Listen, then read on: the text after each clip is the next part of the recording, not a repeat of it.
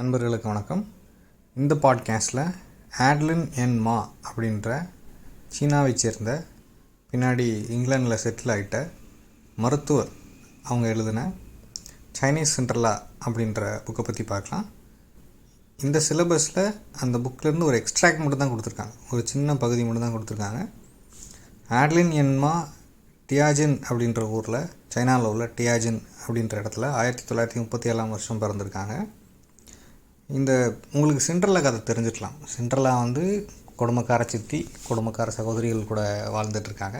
இது ஒரு புராண கதை, ஐரோப்பாவில் சொல்லப்பட்ட ஒரு புராண கதை. அப்புறம் அவங்களோட காட் மதர், ஒரு ஃபேரி காட் மதர் அவங்களுக்கு அந்த கிளாஸ் ஸ்லிப்பர்ஸை பரிசாக கொடுக்குறாங்க. அந்த ஸ்லிப்பர்ஸை போட்டுக்கிட்டு அவங்க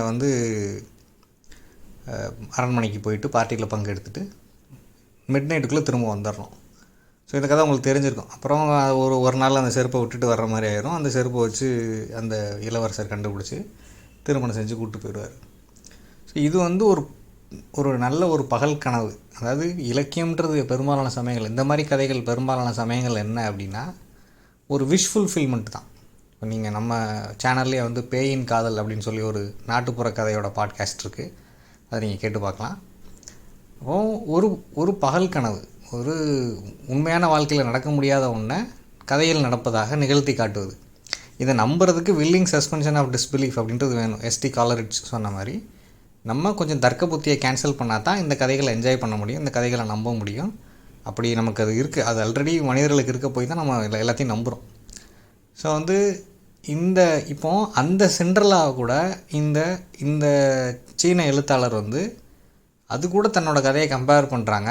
ஆனால் அது இவங்களோட கதை எந்த வகையிலையும் அந்த மாதிரி ஒரு மேஜிக்கலான விஷயங்கள் நடந்த கதை கிடையாது. இவங்க சின்ன வயசாக இருக்கும்போது இவங்க 5வது குழந்தை. ஆட்லின் என் மா அவங்க அம்மாவுக்கும் அப்பாவுக்கும் 5வது குழந்தை. இவங்க பிறந்து கொஞ்ச நாளில் அவங்க அம்மா உடல்நலம் இல்லாமல் இறந்து போயிடுறாங்க. இப்போ அவங்க அப்பா இவங்கள தான் ப்ளேம் பண்ணுறாங்க. பிறந்த குழந்தை என்ன செய்யும், பட் இவங்க வளர்ந்து வரும்போது அவங்க அம்மா இறந்து போனதுக்கு ப்ளேம் எல்லாம் இவங்க மேலே தான் விழுது. அவங்க அப்பா 2வது திருமணம் செஞ்சுக்கிறார். அப்போ அந்த சித்தி கொடுமை அப்படின்றது இருக்குது. அவங்க எப்படியும் அவங்களுக்கு பிறந்த பிள்ளைங்களை தான் பார்த்துருக்காங்க. இப்போ இந்த பொண்ணு நெக்லெக்டடாக, புறக்கணிக்கப்பட்ட குழந்தையாக, வசதியான குடும்பம் தான், அங்கே வளர்ந்து வர்றாங்க. அப்போ அவங்களோட விருப்பங்கள், அவங்களோட ஆசைகள் இது எல்லாமே பூர்த்தியாகாததாக இருக்குது. அவங்க ஒரு ஏக்கத்துக்கு உள்ளாக வேண்டிய சூழ்நிலையிலே இருக்காங்க. தமிழில் ஒரு பழமொழி சொல்லுவாங்க, தான் பெக்கணும் பிள்ளை தன்னோட பிறக்கணும் பிறவின்னு சொல்லிட்டு. அவங்களுக்கு அவங்க குழந்தை தான் அவங்க பெற்றால் தான் அந்த குழந்தை மேலே உண்மையான பாசம் அப்படின்றது இருக்கும். அவங்க கூட பிறந்திருந்தால் தான் அந்த தானாடாவிட்டாலும் தன் தசையாடும் அப்படின்றது. என்ன தான் நீங்கள் எடுத்து வளர்த்தாலும் அந்த ஒரு சின்ன இடைவெளி இருக்கத்தான் செய்யும்.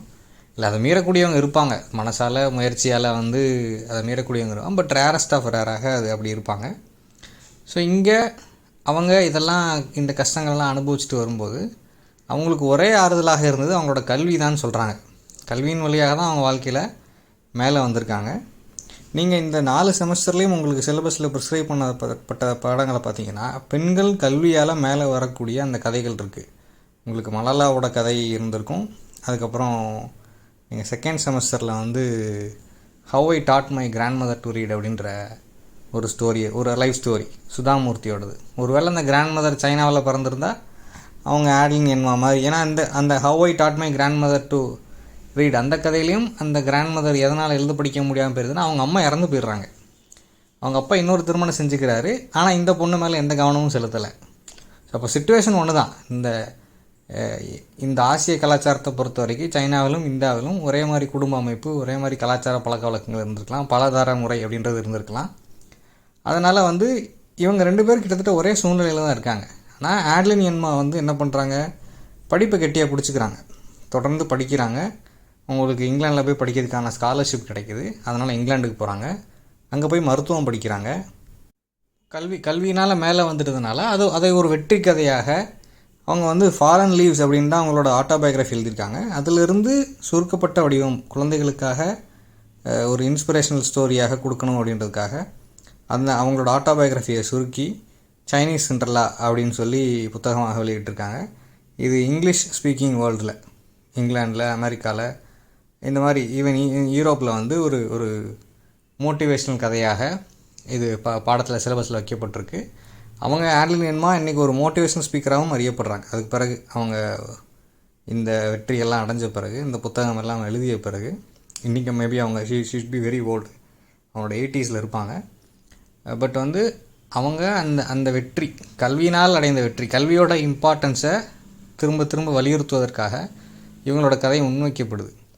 இது எப்போவுமே இது கல்வியோட முக்கியத்துவம் வலியுறுத்தப்பட்டுக்கிட்டு தான் இருக்கணும். ஏன் அப்படின்னா, கொஞ்சம் பேர் வந்து பெரிய கல்வி தகுதி இல்லாமல், இல்லை தொடர்புகள் வழியாக, பழக்கங்கள் வழியாக, இல்லை பரம்பரை சொத்துக்கள் வழியாக வாழ்க்கையில் மேலே வந்துடுறாங்க.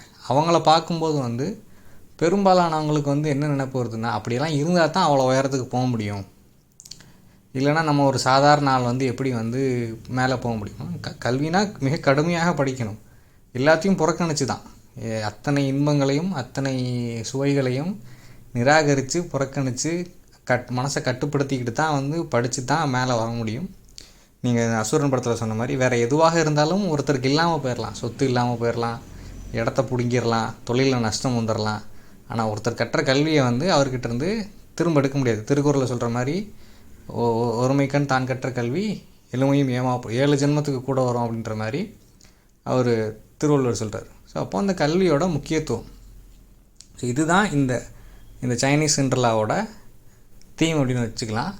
இன்னொரு ஆஸ்பெக்ட் இதை எப்படி பார்க்கலாம் அப்படின்னா, European countries as well as America, இவங்க என்ன பண்ணுறாங்க அப்படின்னா, ஈஸ்டர்ன் நேஷன்ஸ் பற்றி ஒரு இமேஜை உருவாக்கிக்கிட்டே இருக்காங்க.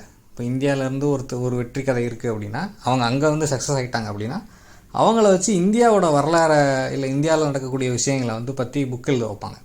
இப்போ இவங்க ஆட்லின் என்மா இந்த புத்தகத்தை எழுதும்போது, சைனா வந்து 1940s 70s வரைக்கும் இருந்த அந்த கல்ச்சுரல் ரெவல்யூஷன், அங்கே கம்யூனிஸ்ட் புரட்சி நடந்தது, அங்கே மாசேத்துங் ஆட்சிக்கு வந்தது, 2ஆம் உலக போகிறப்ப என்ன நடந்துச்சு, ஜாப்பனீஸ் இன்வேஷன், இப்படி இந்த விஷயங்கள் எல்லாம் அங்கே உள்ள பிற்போக்குத்தனமான விஷயங்கள். இப்போ சைனா பற்றி ஸ்டீரியோடிப்பிக்கலாக மேற்குலகுக்கு என்ன ஐடியா இருக்கோ, என்ன நினச்சிட்ருக்காங்களோ அதெல்லாம் அப்படியே உண்மைதான் அப்படின்ற மாதிரி இவங்க அப்படி எழுதும்போது அப்படி தான் எழுத முடியும். இவங்க வேறு ஒன்றை முன் வச்சாங்க அப்படின்னா அது பதிப்புக்கு வராது. இப்போ நீங்கள் இந்தியாவை பற்றி ஏற்கனவே இருக்கக்கூடிய ஸ்டீரியோடிப்பிக்கலான விஷயங்களை வந்து ஒருத்தர் எழுதி கொடுக்குறாரு அப்படின்னா அது வெளியிடப்படும் இமீடியட்டாக. யூரோப்பில் யூஎஸில் வந்து அதை பப்ளிஷ் பண்ணுவாங்க. ஆனால் ப்ராக்ரெசிவாக ஒன்று சொல்கிறாங்கன்னு வைங்க, இல்லையே நான் அப்படி கேள்விப்படலேன்றுவாங்க, இல்லை நான் எனக்கு தெரிஞ்சு அப்படி இல்லை அப்படின்ற மாதிரி. ஸோ அப்படியும் இருக்கலாம். இவங்க படித்து தான் இவங்க ஹார்ட் ஒர்க் பண்ணி தான் மேலே வந்துட்டாங்க, அதில் சந்தேகம் இல்லை. பட் இவங்க கதையை முன்வைக்கப்பட்டு இது பிரபலமாக்கப்படுவதற்கு, பாடமாக வருவதற்கு சீனா வந்து ஒரு எழுந்து வரும் தேசமாக இருக்குது. கிட்டத்தட்ட ஒரு 30-40 வருஷத்தில் அவங்க வந்து இன்றைக்கி ஆல்மோஸ்ட் அவங்க தான் எக்கனாமிக் மைட் ஆகிட்டாங்க. இப்போ அவங்கள அடித்து கீழே இறக்கிறதுக்காக தான் அமெரிக்கா வந்து பலவிதமான டாக்ஸஸ் எல்லாம் போட்டுட்ருக்காங்க. அப்படி இருக்கும்போது அவங்களோட அந்த மைட்டை வந்து அந்த கேபிட்டல் பொருளாதார அதிகாரத்தை அண்டர்மைன் பண்ணுறதுக்காக, நீங்கள் என்ன தான் பொருளாதாரமாக இருந்தாலும் கலாச்சாரத்தில் நீங்கள் எங்கே அளவுக்கு ப்ராக்ரெசிவ் கிடையாது அப்படின்ற கொஞ்சம் மட்டம் தட்டுற நோக்கத்தோடு கூட இப்படி கதைகள் சொல்லப்பட்டிருக்கலாம். எனிவேஸ், நம்ம இந்த லெசனை பொறுத்த வரைக்கும் மனசில் வச்சுக்கிற வேண்டியது கல்வியோட முக்கியத்துவம் தான். அது எப்படி ஆணாக இருந்தாலும் பெண்ணாக இருந்தாலும் அவங்கள வாழ்க்கையில் மேலே கொண்டு வரும் அப்படின்றது தான். ஸோ இவ்வளோ நேரம் பொறுமையாக கேட்டதுக்கு நன்றி. இன்னொரு பாட்காஸ்ட்டில் மீட் பண்ணலாம். தேங்க்யூ.